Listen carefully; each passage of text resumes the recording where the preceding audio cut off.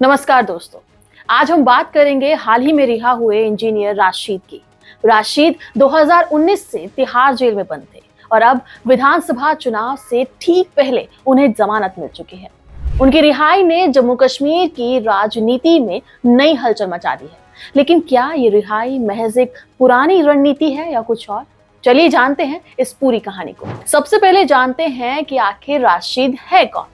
राशिद, जिन्होंने पहले अलगाववादी सोच को अपनाया था, वो बाद में 2008 में मेन स्ट्रीम पॉलिटिक्स में शामिल हुए। अब अवामी इत्तेहाद पार्टी के प्रमुख हैं और बारामुल्ला के सांसद चुने गए थे, जिसमें उन्होंने 2024 में लोकसभा चुनाव में उमर अब्दुल्ला को हराया था। उनका सफर एक अलगाववादी से मुख्यधारा के नेता बनने तक का है। 2019 में राशिद को एनआईए ने टेरर फंडिंग के आरोप में गिरफ्तार किया था।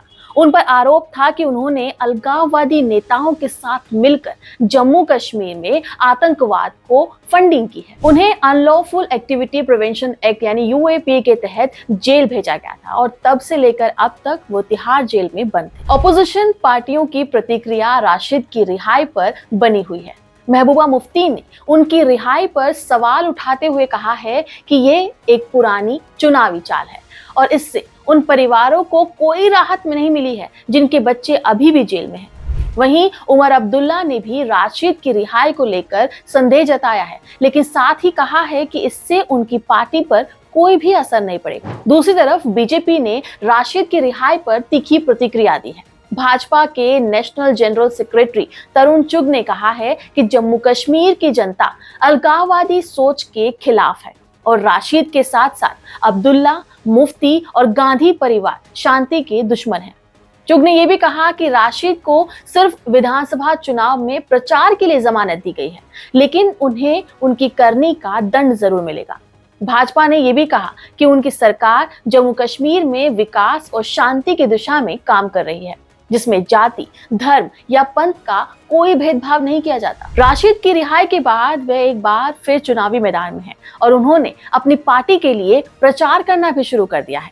उन्होंने सीधे तौर पर मोदी सरकार की नीतियों को निशाना बनाया है और आर्टिकल 370 को फिर से बहाल करने की बात कही है। अब सवाल ये है कि जनता इस बार उन्हें किस तरह से देखती है। क्या उनकी रिहाई चुनावी नतीजों को बदल पाएगी या सिर्फ एक टेम्पररी लहर बनकर रह जाएगी? तो दोस्तों, राशिद की रिहाई ने जम्मू कश्मीर की राजनीति को कहीं ना कहीं एक नया मोड़ दिया है। विपक्ष ने इसे एक पुरानी रणनीति बताया और बीजेपी ने इसे शांति के दुश्मनों का खेल कहा है। अब देखना यह होगा कि इस रिहाई का चुनावी नतीजों पर क्या असर पड़ता है। आपके क्या विचार हैं, हमें कमेंट बॉक्स में जरूर बताएं और बने रहिए क्लिक इंडिया पर। नमस्कार।